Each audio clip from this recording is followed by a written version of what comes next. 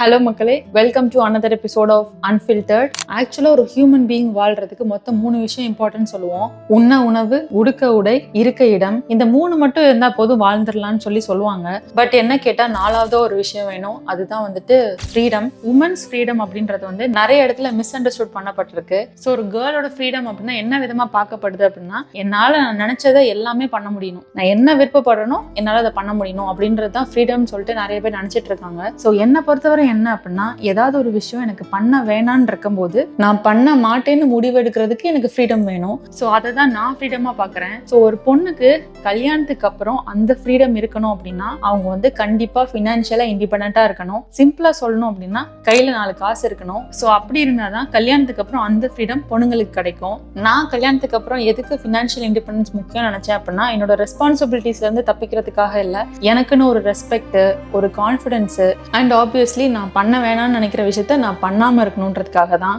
And நான் இப்படிப்பட்ட ஒரு பொண்ணை வளர்ந்து நிக்கிறதுக்கு காரணம் one and only man, mister Kanagaraj. அவர் தான் என்னோட அப்பா. ஸோ அவரை பத்தி தான் இந்த வீடியோல நான் நிறைய பேச போறேன். உங்களுக்கு நிறைய பேருக்கு தெரியும், நாங்க ராஜபாளையத்துல ஒரு குட்டி மளிகை கடை வச்சிருந்தோம் எங்களோட தெருக்குள்ள. ஸோ அதை தான் எங்க அம்மாவும் அப்பாவும் சேர்ந்து நடத்திட்டு வந்தாங்க. ஆல்சோ அதுல என்னோட பங்கும் நிறைய இருக்கு. ஸோ எங்க அப்பா ஒரு ஸ்மார்ட்டான பிசினஸ் ஓனர், பயங்கரமா மணியை மல்டிப்ளை பண்ணுவாங்க, பயங்கரமா பிளான் பண்ணுவாங்க அப்படிலாம் சொல்ல மாட்டேன். But he is the most endlessly hard working person I have ever known. ஏன்னா இது வரைக்கும் அவங்க ஒரு ஃபீவர்னு கூட கடையை பூட்டினது கிடையாது. ஒரு பேராசிட்டமால் போட்டு கடையை திறந்துருவாங்க. ஸோ இந்த மாதிரி தான் நான் எங்க அப்பாவை பார்த்திருக்கேன். அண்ட் அவங்களுக்குன்னே அவங்க எதுவும் வாங்கிக்க மாட்டாங்க, ஹோட்டல்ல போய் சாப்பிட மாட்டாங்க, ஒரு டீ கடைக்கு போய் டீ குடிச்சு கூட நான் பார்த்தது கிடையாது. அவங்களோட எனர்ஜி அண்ட் மணி எல்லாமே ஃபேமிலிக்காக தான் ஃபுல்லா இன்வெஸ்ட் பண்ணியிருக்காங்க. ஸோ உண்மையை சொல்ல போனா எனக்காக தான் இன்வெஸ்ட் பண்ணியிருக்காங்க. நானுமே ஏதாவது ஃபிளாஷியா இது வேணும் அது வேணும்னு கேட்டா எதுவுமே வாங்கி தர மாட்டாங்க. பட் நான் படிப்புக்குன்னு ஏதாவது ஒன்று கேட்டேன் அப்படின்னா அது எவ்வளோ செலவானாலும் எனக்காக வாங்கி தருவாங்க. ஸோ அந்த மாதிரி ஒரு அப்பா. ஸோ சின்ன வயசுல இருந்தே நான் ரொம்ப சொல் பேச்சு கேட்கிற ஒரு சமத்தான பொண்ணெல்லாம் கிடையாது. ஏதாவது ஒரு சேட்டை பண்ணிட்டு இருப்பேன். ஏதாவது ஒரு இன்ஸ்ட்ரக்ஷன் எனக்கு வந்ததுன்னா அதையே நான் பண்ணணும், அதையே இப்படி பண்ணணும், இந்த மாதிரி ஏகப்பட்ட கொஸ்டின்ஸ் கேட்டுட்டே இருப்பேன். ஸோ எங்க அம்மாலாம் என்னை பார்த்து இவெல்லாம் வளர்ந்தா என்ன ஆக போறாளோ அப்படின்ற ஒரு பீதியிலே தான் சுத்திட்டு இருந்தாங்க. பட் எங்க அப்பா எப்பவுமே நீ ஒரு பொண்ணு, நீ இதை பண்ணணும்னு சொன்னதே கிடையாது. அவங்க என்ன பண்ணுவாங்க அப்படின்னா, இன்டைரக்டா என்னோட கேரக்டரை பில்ட் பண்ணிட்டே வந்திருக்காங்க. ஸோ இது எனக்கு சின்ன வயசுல ரொம்ப புரிஞ்சது கிடையாது. பட் இப்போ நான் ஓவரால் என்னோட லைஃபை பார்க்கும்போது அவங்க இவ்வளோ என்னோட லைஃப்ல இம்பாக்ட் பண்ணியிருக்காங்களா அப்படின்றது எனக்கு லேட்டரா தான் புரிஞ்சது. எங்க தெருக்குள்ள எங்களோட மளிகை கடையை நாங்க மாத்தினது நான் ஒரு 7th ஸ்டாண்டர்ட் படிக்கும்போது, ஒரு 13-14 வயசுல தான் மாத்திருப்போம். அதுக்கு முன்னாடி ராஜபாளையத்துல அம்பலப்புலி பஜார்ல தான் எங்களோட கடை இருந்தது. ஸோ எவ்ரி சண்டே எங்க அப்பா என்னை கடைக்கு கூட்டு போயிருவாங்க. ஸோ அங்க ஒரு டெலிஃபோன் இருக்கும். ஸோ அது எந்த இயரும் எனக்கு ஞாபகம் இல்லை. பட் அந்த லேண்ட்லைன் வந்த புதுசு. ஸோ நான் கடைக்கு போறப்ப என்ன பண்ணுவாங்க அப்படின்னா, எங்க அப்பா என்னோட ரிலேட்டிவ்ஸ்க்குலாம் டயல் பண்ணி என்னை பேச வைப்பாங்க. ஸோ ஜஸ்ட் எப்படி இருக்கீங்க, என்ன சாப்பிட்டீங்க, நான் எப்படி இருக்கேன், நான் என்ன சாப்பிட்டேன், நான் என்ன படம் பார்த்தேன். ஸோ இந்த மாதிரி ஷேர் பண்ணிப்பேன்.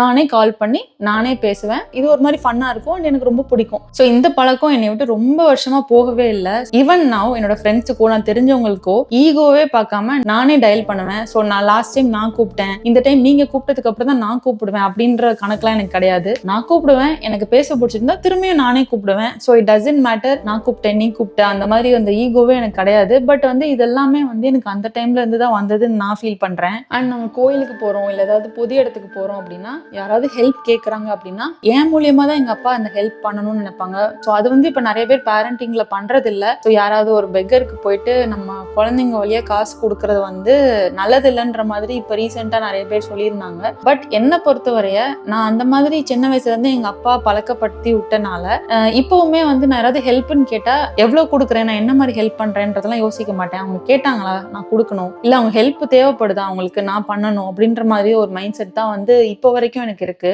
பட் வெதை அவங்க போட்டது அப்படின்னு நான் நினைக்கிறேன். ஸோ என்னோட ஃபேவரட் மெமரி அப்படின்னா நான் எதை சொல்லுவேன் அப்படின்னா, எங்களோட டிவிஎஸ் 50 தான். ஸோ எங்க கிட்ட ஒரு பழைய டிவிஎஸ் 50 இருந்துச்சு. ஸோ அந்த டிவிஎஸ் 50ல பேக் சைடு ஒரு கேரியர் மாதிரி எங்க அப்பா இன்ஸ்டால் பண்ணியிருந்தாங்க. ஏன்னா அப்போ எங்க அப்பா தண்ணி கேன் போடுவாங்க. ஸோ தண்ணி கேன் வச்சு பின்னாடி கட்டுறதுக்காகவும் அண்ட் நாங்க கடைக்கு மொத்த கடையில போயிட்டு பொருள் வாங்கிட்டு வர்றதுக்கு அரிசி மூடையோ உப்பு மூடையோ வச்சு எடுத்துட்டு வர்றதுக்காக அந்த கேரியர் வந்து இன்ஸ்டால் பண்ணி வச்சிருந்தாங்க.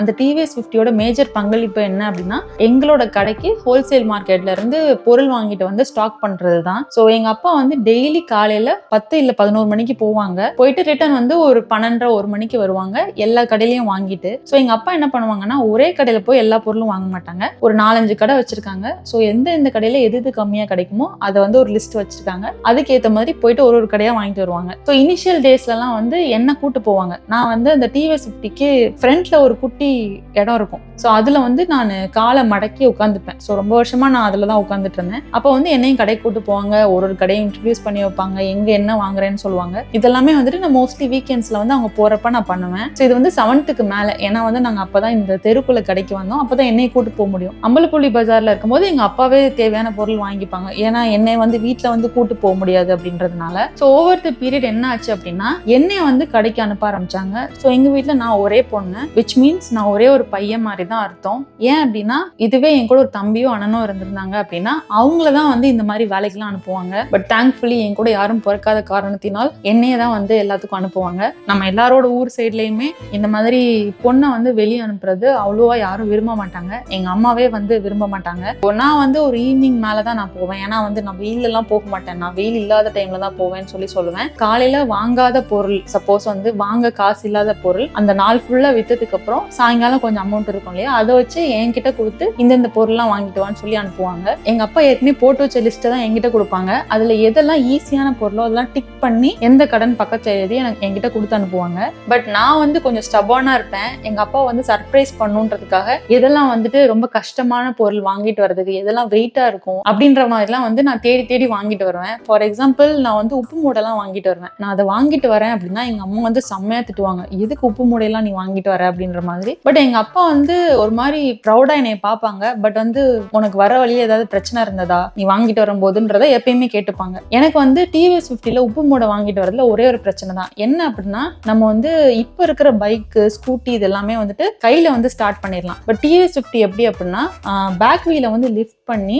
ஏறி மிதிக்கணும் பெடல, அப்பதான் வந்து அது ஸ்டார்ட் ஆகும். ஸோ பேக் வீல வந்து நான் தூக்கணும். அதுக்கு எனக்கு ஸ்ட்ரென்த் வேணும். ஏன்னா வந்து உப்பு மூடை வந்து பேக் கேரியர்ல இருக்கும்போது பேக் வீல் வந்து அவ்வளவு சீக்கிரம் தூக்க முடியாது. நான் என்ன பண்ணுவேன் அப்படின்னா கடையில வாங்கிட்டு உப்பு மூடைய வந்து கடைக்காரங்களே வந்து வச்சு கட்டி தர சொல்லுவேன். மோஸ்ட்லி வச்சுட்டு போயிடுவாங்க. நான் தான் கட்டிப்பேன். எப்படியோ சுத்தி கட்டிடுவேன். கட்டிட்டு அங்கிட்டு போவாங்க வரவங்க யாராவது இருப்பாங்களே, ஆனா எனக்கு பின்னாடி வீல மட்டும் தூக்கி பிடிக்கிறீங்களா, நான் வந்து பைக் வந்து ஸ்டார்ட் பண்ணிக்கிறேன் அப்படின்ற மாதிரி கேட்பேன். எல்லாரும் இன்னும் ஒரு சின்ன பொண்ணு வந்து இப்படி கடையில எல்லாம் வாங்க வருது அப்படின்னு சொல்லிட்டு எல்லாருமே சிரிச்ச முகத்தோட தான் எனக்கு ஹெல்ப் பண்ணிருக்காங்க. ஸோ இங்க வந்து நான் என்ன பழகினேன் அப்படின்னா சில விஷயங்கள்லாம் வந்து கேட்டாதான் கிடைக்கும். அண்ட் ஆல்சோ புது பீப்புளை வந்து அப்ரோச் பண்றது எனக்கு ரொம்பவே ஈஸியா இருந்துச்சு சின்ன வயசுல இருந்தே. ஸோ இப்போ வந்து நான் நிறைய கண்ட்ரிஸ் வந்து டிராவல் பண்றேன் அப்படின்னா எப்படி நீ தனியா போற அப்படின்ற மாதிரி நிறைய பேர் சர்ப்ரைஸ் ஆகலாம். பட் வந்து இதெல்லாம் ஒண்ணுமே இல்லை கம்பேர்ட் டு நான் அப்ப பண்ணது. ஏன்னா நான் அதை தான் ரொம்ப பெருமையான விஷயமா பாக்குறேன். அந்த சின்ன வயசுல போயிட்டு தெரியாதவங்களை கூப்பிட்டு ஹெல்ப் கேட்டு நானே வீட்டுக்கு போய் எல்லாத்தையும் வந்து எங்க அப்பா கிட்ட ஒப்படைச்சு எங்க அப்பாவை பார்த்து நான் சந்தோஷப்பட, என்னைய பார்த்து எங்க அப்பா சந்தோஷப்பட, இந்த மாதிரி மெமரிஸ் தான் எனக்கு சைல்ட்ஹுட்ல வந்து ரொம்ப பிடிச்ச memories to be honest. And both எங்க அம்மா அப்பா 2 பேருக்குமே வந்துட்டு எஜுகேஷன்ன்றது ரொம்ப ரொம்ப முக்கியமான விஷயமா பார்த்தாங்க. ஏன் அப்படின்னா எங்க அம்மா வந்து ரொம்ப நல்லா படிப்பாங்க. ஸோ அவங்க வந்து ஒரு அகாடமிக் டாப்பர் தான். இன்ன வரைக்குமே அவங்களோட ஜென்ரல் நாலேஜா இருக்கட்டும், அவங்களோட தமிழ் நாலேஜா இருக்கட்டும், அவங்க இங்கிலீஷ்ல வந்து போன்ல டைப் பண்றதா இருக்கட்டும், ஃபேஸ்புக் இன்ஸ்டாகிராம் யூஸ் பண்றதா இருக்கட்டும், எல்லாமே வந்து இந்த வயசுலயே அவங்க பண்றதுக்கு ரீசன் வந்து சின்ன வயசுல இருந்தே அவங்க வந்து பயங்கரமா படிப்பாங்க. பிளஸ் நிறைய தெரிஞ்சுக்கணும்னு நினைப்பாங்க. இன்ன வரைக்குமே அவங்க டிவில எல்லாம் பாக்குறாங்க அப்படின்னா குவிஸ் ப்ரோக்ராம் பார்ப்பாங்க. ஸோ இந்த மாதிரி தான் பார்த்துட்டு இருப்பாங்க. அவங்க எப்பயுமே ஏதாவது ஒன்று பண்ணிட்டே இருப்பாங்க எங்க அம்மா. பட் அவங்க வந்து பியூசியோட ஸ்டாப் ஆயிடுச்சு அவங்களோட எஜுகேஷன். காரணம் என்னோட பாட்டி தாத்தாவால எங்க அம்மாவோட படிப்பை வந்து கண்டினியூ பண்ண முடியல. ஏன் அப்படின்னா அப்ப வந்து வீட்டுல நிறைய பிள்ளைங்க இருப்பாங்க. ஸோ ஒருத்தவங்களை மட்டும் படிக்க அனுப்ப முடியாது. பட் இன்ஃபேக்ட் எங்க அம்மா வந்து பியூசி முடிக்கும் போது அவங்களோட ஸ்கூல் டீச்சர்ஸ் எல்லாம் வீட்டுக்கு வந்து நாங்களே வந்து எஜுகேஷனுக்கு வந்து காசு கட்டுறோம், பிளஸ் ஹாஸ்டலுக்குமே நாங்க கொடுத்துட்றோம். இவங்க வந்து போடுறதுக்கு ட்ரெஸ் அண்ட் ஆல்சோ நீங்க சாப்பாடு செலவு மட்டும் பாத்துக்கோங்கன்னு சொல்லிட்டு எங்க பாட்டி கிட்ட வந்து கேட்டிருக்காங்க. அந்த டைம்ல இப்ப எங்க அம்மாவை படிக்கிறதுக்கு காலேஜ் அனுப்பிச்சாங்க அப்படின்னா அவங்களோட இன்கம் கட் ஆகும். ஸோ படிக்காம என்ன வேலை அப்படின்னா தீப்பெட்டி ஒட்டுற வேலை தான். ஸோ எல்லா பிள்ளைங்களும் தீப்பெட்டி ஓட்டுவாங்க. எங்க பாட்டியும் தீப்பெட்டி ஓட்டுவாங்க. எங்க தாத்தா வந்து ஒரு சின்ன கடை வச்சிருந்தாங்க. ஸோ வந்து இப்படிதான் அவங்களோட ஃபேமிலி எல்லாம் மேனேஜ் பண்ணிட்டு இருந்தாங்க. இவங்களை அனுப்பி காசு செலவு பண்ணி படிக்க வைக்கிறதுலாம் ரொம்ப ரொம்ப கஷ்டம். ஸோ அவங்களால படிக்க முடியாம போயிடுச்சு. வேற எங்க அப்பாவை பாத்தீங்கன்னா எங்க அப்பாவும் நல்லா தான் படிப்பாங்க. பட் எங்க அப்பா வந்து பயங்கரமான எம்ஜிஆர் ஃபேனு. எங்க அப்பா சைட் பாட்டி தாத்தா வந்து எங்க அப்பாவை காலேஜுக்குலாம் அனுப்பிச்சாங்க. எங்க அப்பா சிவகாசி அஞ்சா காலேஜ்ல போய் சேரவும் செஞ்சாங்க.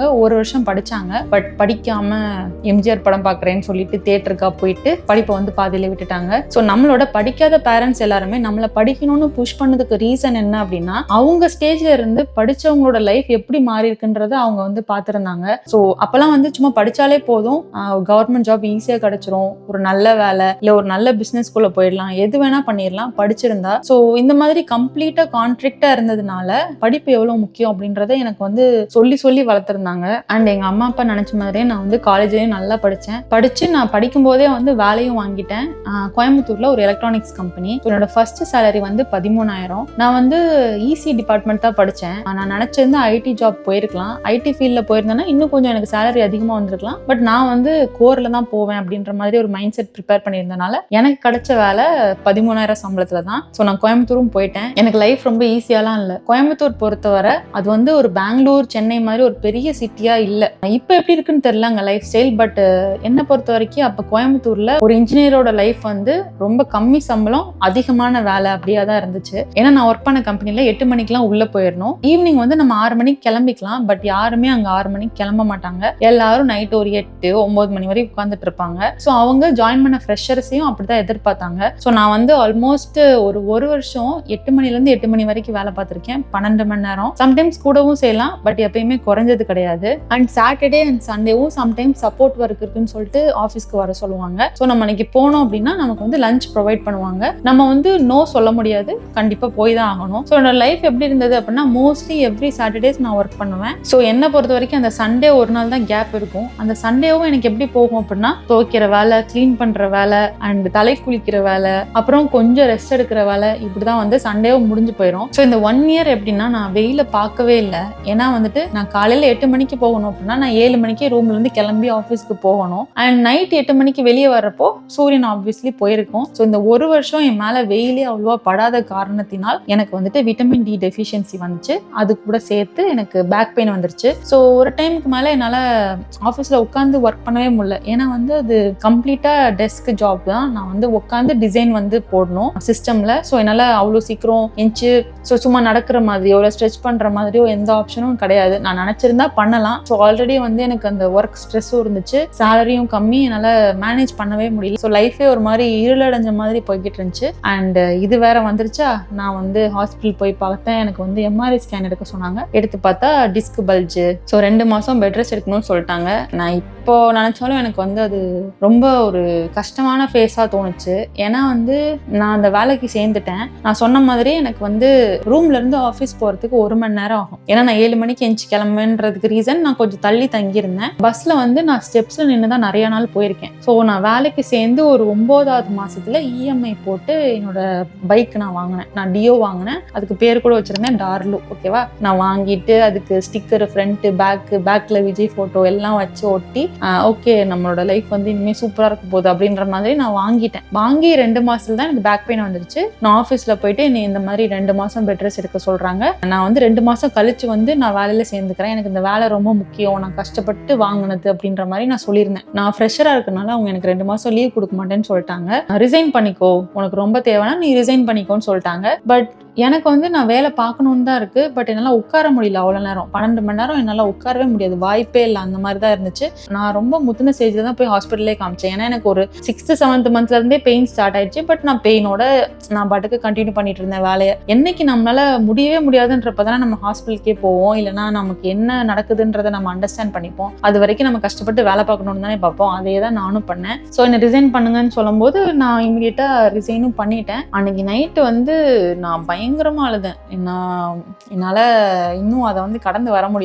எனக்கு பிடிக்காத வேலை தான், எனக்கு ரொம்ப கம்மியான சம்பளம் தான், எனக்கு இங்க இருந்து ஓடிட்டா போதுன்ற மாதிரி தான் இருந்துச்சு. ஸோ ஸ்டில் அந்த 13,000ன்றது எனக்கு ரொம்ப பெருசு அப்போ. ஏன்னா வந்து என் காலேஜுக்கு நான் எஜுகேஷனல் லோன் வந்து எடுத்து படிச்சுட்டு இருக்கேன். எங்க அப்பா தான் வந்து மாசம் 6,000 ரூபாய் எஜுகேஷன் லோன் கட்டிட்டு இருந்தாங்க. அப்போ நான் வந்து பைக் இஎம்ஐல வாங்கி மாசம் 3,000 கட்டிட்டு இருக்கேன். அண்ட் என்னோட ஹாஸ்டலுக்கு ஒரு 6,000 ரூபாய். அப்புறம் வந்து நான் ஊருக்கு வந்துட்டு போற செலவு அப்படி இப்படின்னு பார்த்தா பார்த்தா நான் வந்து அந்த மந்த் எண்ட்ல என்னோட ஃப்ரெண்டு ஒத்திக்கிட்டு 1000 ரூபாய் வாங்கி அடுத்த சேலரி போடுறப்போ 1000 ரூபாய் விட்டு கொடுப்பேன். ஸோ இப்படிதான் ஓடிக்கிட்டு இருந்தது என் லைஃப். ஸோ இந்த வேலை இல்லை அப்படின்னா நான் லைஃப்ல அடுத்த கட்டத்துக்கு எப்படி போறது அப்படின்றது எனக்கு தெரியல. ஸோ நான் ஊருக்கும் போயிட்டேன். ஸோ எங்க அம்மாவோட பிளான் என்ன அப்படின்னா இந்த வண்டி எப்படியாவது விற்கணும் அப்படின்றது தான். ஸோ ஏன் அப்படின்னா எங்க அப்பா ஆல்ரெடி 6000 ரூபாய் எஜுகேஷன் லோன் கட்டிட்டு இருக்காங்க. ஸோ இந்த மறுபடியும் இந்த 3000 போய் அவங்க கிட்டே கட்ட சொன்னா அப்படின்னா சுத்தமா பாசிபிளே இல்லை. ஏன்னா எங்க கடையில எப்படின்னா ஒரு நாளைக்கு 1000-2000 விற்கிதுன்னு வச்சுக்கலாம். அதுல வந்து ப்ராஃபிட் என்னமோ கொஞ்சம் தான். பிளஸ் அந்த 1000-2000 எடுத்து மறுநாள் காலையில மொத்த கடையில பொருள் வாங்குறதுக்காக எங்க அப்பா எடுத்துட்டு போயிருவாங்க. இதுல கொஞ்சம் கொஞ்சமா சேர்த்து வச்சுதான்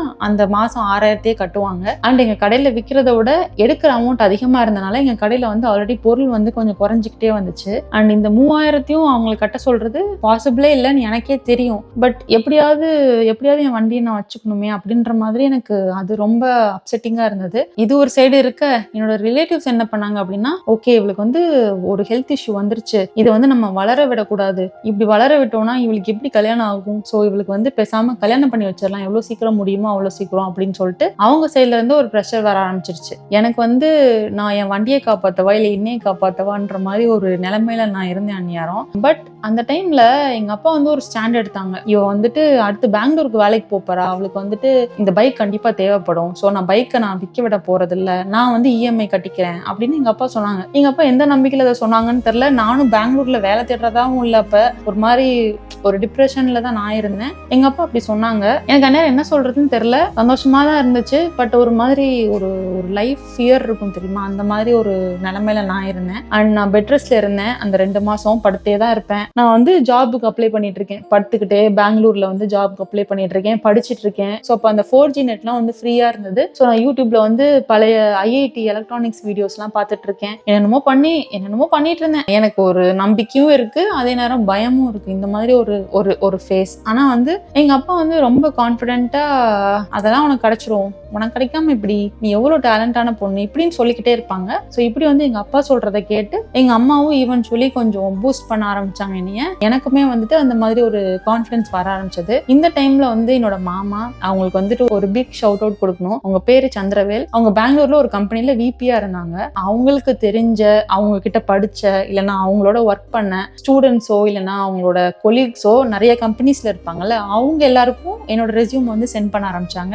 சென்ட் பண்ணி ரெக்கமெண்டேஷனும் பண்ண ஆரம்பிச்சாங்க. அப்படிதான் வந்து என்னை பெங்களூர்ல ஒரு கம்பெனில இன்டர்வியூ கூப்பிட்டாங்க. ஸோ நான் போயிட்டு அங்கே அட்டன் பண்ணி அங்கே செலக்ட் ஆகி அந்த கம்பெனில சேர்ந்தேன். அப்புறம் அப்படியே என்னோட க்ரோத் வந்து இங்கே வரைக்கும் வந்து நிற்குது. ஸோ அதுக்கு வந்து முக்கியமான காரணம் எங்க மாமா சந்திரவேல் தான். அதுக்கு வந்து நான் ஃபாரெவர் கிரேட்ஃபுல். நான் வந்து எவ்வளோ வயசானாலும் இதை நான் எல்லார்ட்டையும் சொல்லுவேன் கண்டிப்பா. ஸோ உங்ககிட்டயும் நான் வந்து ஷேர் பண்றேன். ஸோ என்னோட பைக்கை பத்தி ஒரு சின்ன அப்டேட். என்னோட பைக்கு இன்னும் என்கிட்ட தான் இருக்கு. அதை வந்து நாங்கள் விற்கல.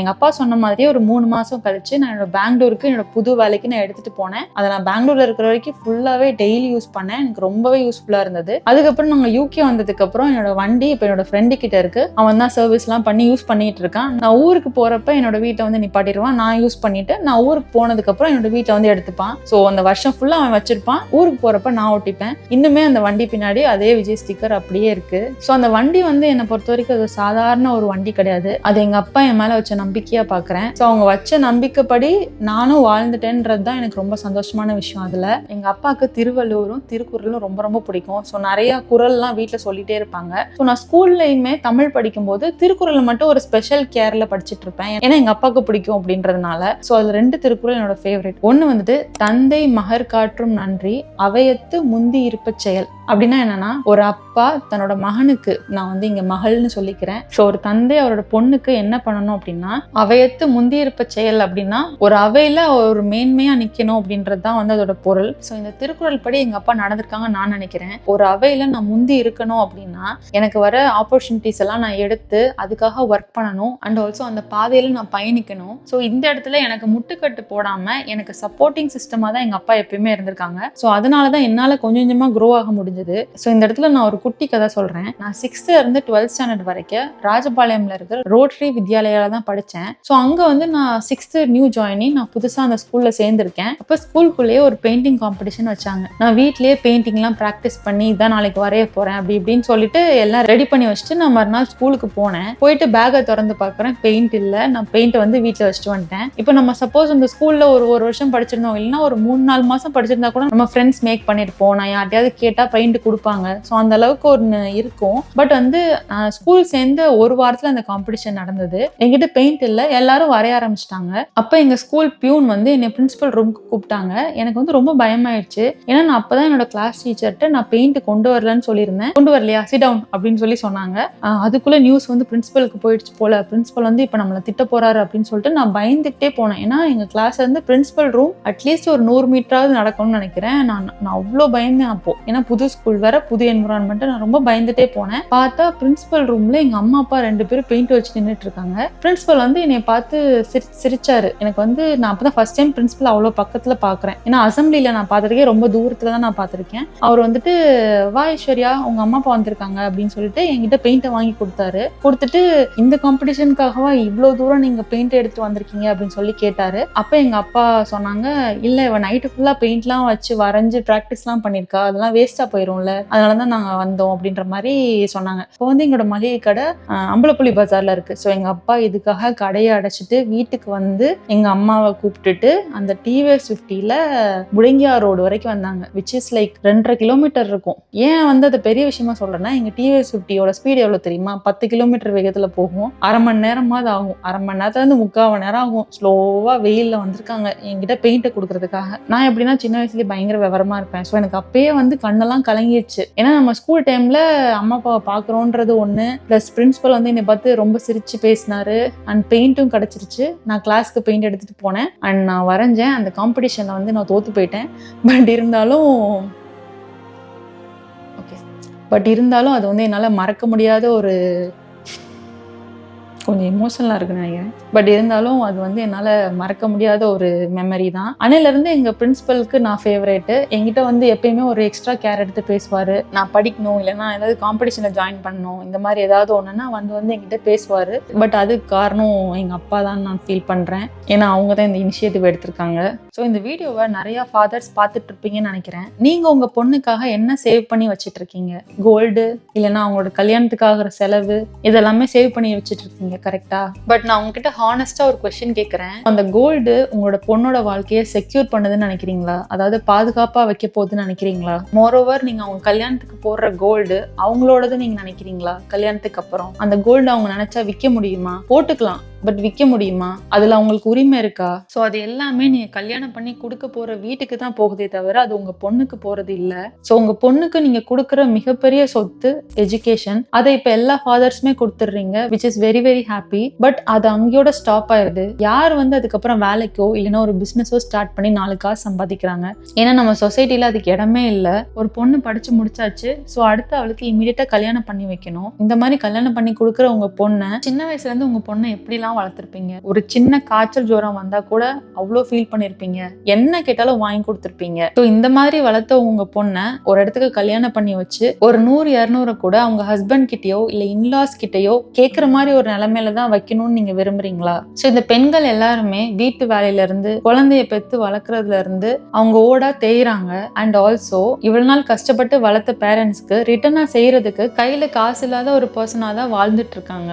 அது எவ்வளவு மனவேதனையா இருக்கும் தெரியுமா? நமக்கு நிறைய பண்ணணும்னு ஆசை இருக்கும் நம்ம அம்மா அப்பாவுக்கு, பட் செய்ய முடியல, செய்ய முடியாது அப்படின்ற ஒரு சிச்சுவேஷன் இருக்குது. எவ்வளவு கஷ்டம் தெரியுமா? அதையே உங்க பொண்ணுக்கு கொடுக்குறீங்க. ஸோ உங்க பொண்ணுங்களை படிக்க வச்சு வேலைக்கு அனுப்புனீங்கன்னா ஒருவேளை அவங்க சொல் பேச்சு கேட்கலன்னா என்ன பண்றது? நம்ம கிட்டே சண்டை போட்டு ஆர்கியூ பண்ணா என்ன பண்றது? நமக்கு பிடிக்காத விஷயத்த ஏதாவது பண்ணா என்ன பண்றது? ஸோ இந்த மாதிரி ஏகப்பட்ட கேள்வி இருக்கு உங்களுக்குள்ள. அதனாலதான் வந்து பேசாம நம்ம கண் பார்வையில நம்ம வீட்லயே இருக்கட்டும்னு சொல்லி நீங்க முடிவு பண்றீங்க. பட் என்ன பொறுத்தவரை அவங்களுக்குன்னு ஒரு எஜுகேஷன் கொடுத்து அவங்களுக்கான வேலையவோ இல்ல பிசினஸையோ அவங்கள செய்ய விட்டு அவங்களுக்கான ஃப்ரீடம் நீங்க கொடுக்கும்போது அவங்களுக்கு எந்த இடத்துல நிக்கணும், எந்த இடத்துல அவங்கள பொசிஷன் பண்ணிக்கணும்னு கண்டிப்பா தெரியும். ஏன்னா இவ்வளோ ட்ரஸ்ட் அண்ட் இவ்வளோ சப்போர்ட் கொடுக்குற பேரண்ட்ஸுக்கு நம்ம என்னெல்லாம் திருப்பி செய்யலான்றதுதான் அந்த பொண்ணோட மனசுல இருக்குமே தவிர இந்த சொசைட்டி சொல்ற விஷயம் எதுவுமே நடக்காது.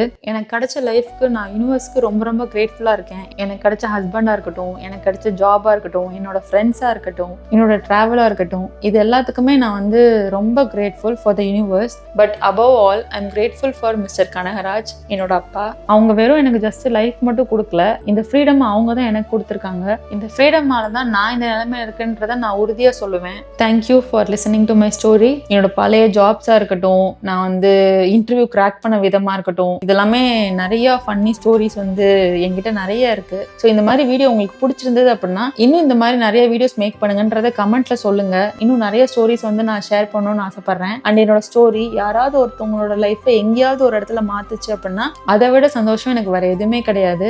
See you in next video. Bye bye.